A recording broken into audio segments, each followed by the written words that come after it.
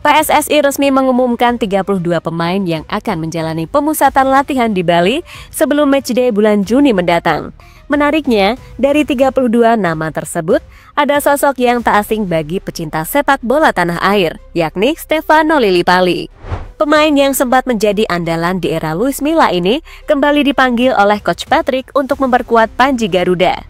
Jelas Coach Patrick bukan tanpa alasan kembali mempercayai mantan pemain SC Cambuur tersebut. Pelatih asal Belanda itu dikabarkan sudah mempersiapkan strategi khusus guna bisa mendapatkan poin penuh ketika menghadapi Cina. Di sisi lain, melihat skuad Indonesia yang makin hari makin mantap, membuat pelatih Cina Branko Ivankovic mengaku was-was dan menganggap Indonesia makin sulit untuk dianalisis.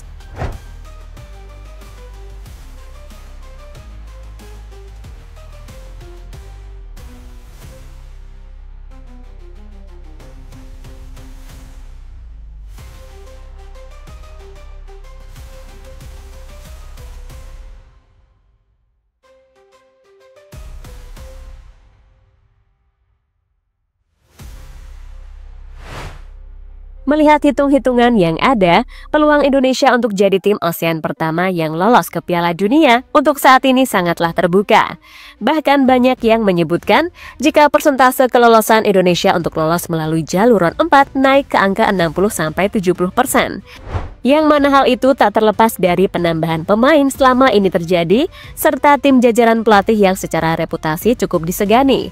Meski begitu, Indonesia tetap harus bekerja keras untuk mencapai mimpi yang ada. Dan FIFA sepertinya akan memberikan jalan yang bisa membuat langkah Indonesia ke depannya bisa jadi jauh lebih mudah. Di mana itu berkaitan dengan wacana soal perubahan aturan peserta yang bakal dilakukan. Di sisi lain, dengan bergabungnya nama-nama baru di Timnas Indonesia, pada akhirnya memang membuat rival-rival Timnas Indonesia di kancah Asia mulai memandang Garuda dengan rasa waspada yang semakin nyata. Jelas, dalam hal ini kekuatan Timnas gak bisa diremehkan lagi, karena Indonesia sekarang dinilai punya semua aspek yang membuat tim Garuda layak untuk berpartisipasi ke World Cup.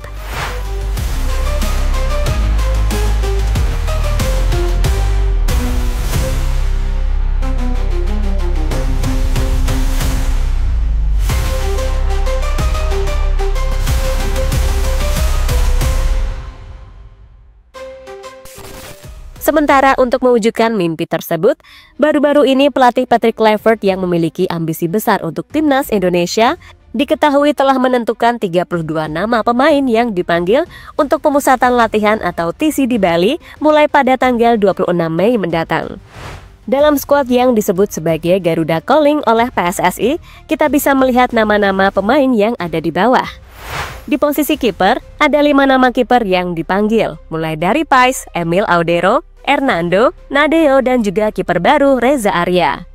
Masuk ke posisi pemain bertahan atau center back, nama Elkan Bagot yang sempat diisukan comeback tak ada. Ia tak bisa menembus persaingan 5 back terbaik timnas saat ini, seperti Justin Hubner, Messil Gers, Jay Itzas, Jordi Amat, dan Rizky Ridho. Masuk ke posisi tengah, nama seperti Tom Hay akan memimpin tim ini bersama pemain veteran lainnya, Joy Pelupessy, diikuti oleh Ricky Kambuaya, Marcelino, Ivar Jenner, dan Nathan Choaon. Di posisi sayap kanan, timnas memanggil Yakob Sayuri, Kevin Dix, Shandy Walsh, Eliano, dan Asnawi. Dengan di sayap kiri, tim Garuda punya Shane Patinama, Yance, Pratama Arhan, Kelvin Verdonk, serta Dean James. Terakhir di posisi penyerang, timnas punya kejutan saat Stefano Lillipali akhirnya comeback. Ia akan bersaing dengan Septian Bagaskara, Sananta, Egy Maulana, Rafael Struijk, dan juga Ole Romani. Nah, dari semua nama tersebut, kita mendapatkan kejutan saat pada akhirnya tak ada Elkan, tak ada Ragnar. Skuad Garuda juga mendapatkan comeback Asnawi, Yakob, Yance, serta Lillipali, sebelum sosok Reza Arya datang sebagai new corner.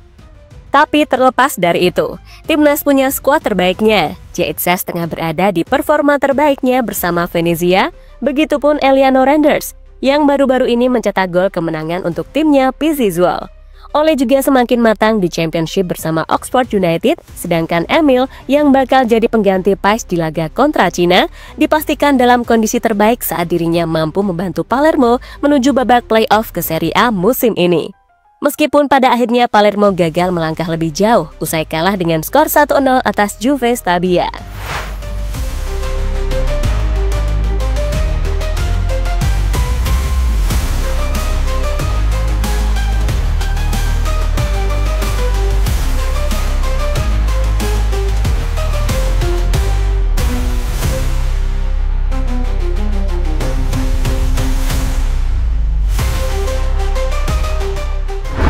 Cina menabuh genderang perang. Cina sepertinya telah membuka genderang panas ke Indonesia, di mana salah satu media besar di sana yaitu Sohu secara terbuka melontarkan pesai war yang menjadi bumbu jelang laga 5 Juni mendatang. Ya, media Sohu menilai kalau timnas Cina memiliki kans untuk menyapu bersih 2 laga sisa grup C dengan kemenangan, yakni saat tandang ke markas timnas Indonesia dan menjamu Bahrain. Akan tetapi, dari 2 laga yang ada, Sohu menilai jika Bahrain jauh lebih berbahaya ketimbang timnas Indonesia. Hal itu lantaran Sohu melihat ada celah besar yang bisa dimanfaatkan oleh timnas Cina dari timnas Indonesia. Bakal lebih sulit saat menghadapi Bahrain di kandang. Namun jika Cina bermain seperti babak kedua laga melawan Australia, ada peluang memenangkan 2 laga pamungkas.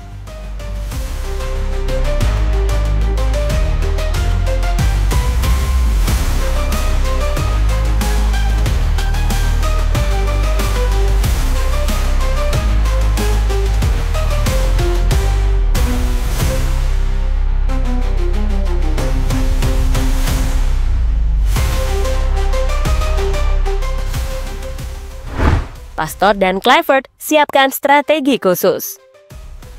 Sementara itu, melihat bagaimana media Cina melakukan pesai war, tentu nggak membuat pasukan Garuda mundur. Seperti Alex Pastor yang kemungkinan besar akan mengadopsi taktik dari Ancelotti yang baru saja membawa Liverpool juara IPL. Ya, semua tahu kalau selepas Liverpool juara, Coach Alex langsung ngepost foto yang memperlihatkan dirinya podcast bareng Ancelotti. Dan diketahui, Coach Alex telah mendapatkan banyak sudut pandang terkait taktik yang bisa diterapkan di timnas Indonesia. Yang mana salah satunya adalah menciptakan kombinasi permainan yang paling efektif untuk melawan tim yang kemungkinan bermain bertahan. Ya, Coach Alex pastinya sudah melihat rekaman pertandingan ketika timnas kalah 2-1 dari Cina. Dan dari situ, ia pasti sudah menganalisis apa yang salah.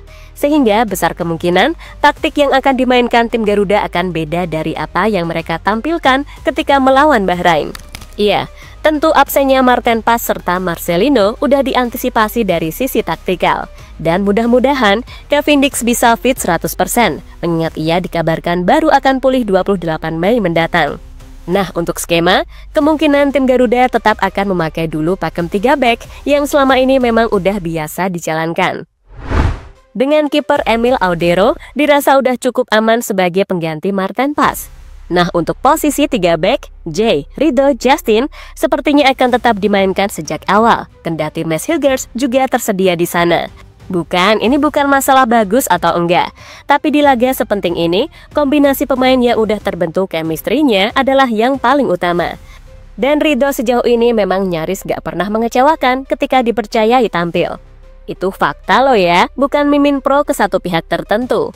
Nah, di pos wingback, jelas Kevin Dix serta Kelvin Verdong adalah prioritas. Pun begitu di tengah dengan duet Joy Pelupessy dan Tom Hay. Kemudian buat pengganti Marcelino, mungkin nama Eliano Randers bisa ditempatkan sebagai nomor 10. Kemudian 2 di depan, kemungkinan Stefano Lillipali akan diduetkan dengan Ole Romani, mengingat Ragnar sedang dalam kondisi cedera.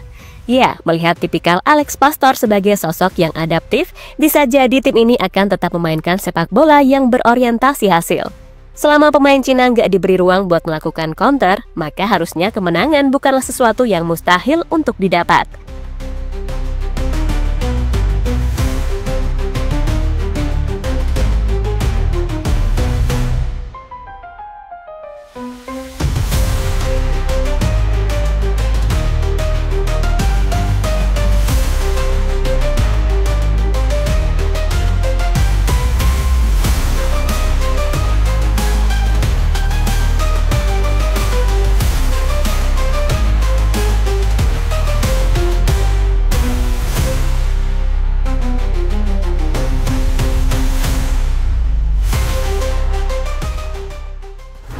Dan terlepas dari apapun, kembalinya Stefano Lillipali ke skuad Garuda setelah absen sejak Maret 2023. Meski sempat berkutat dengan cedera, Lillipali tampil impresif di paruh pertama musim dengan 5 gol dan 4 assist.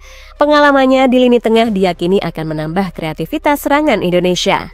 Secara taktik, kembalinya Lillipali bisa membuka lebih banyak opsi skema menyerang bagi Patrick Kluivert. Ia bisa dimainkan sebagai gelandang serang, inverted winger, atau bahkan second striker, tergantung lawan yang dihadapi. Kelebihannya membaca ruang serta ketenangan saat membawa bola adalah elemen yang bisa jadi pembeda di laga-laga penting.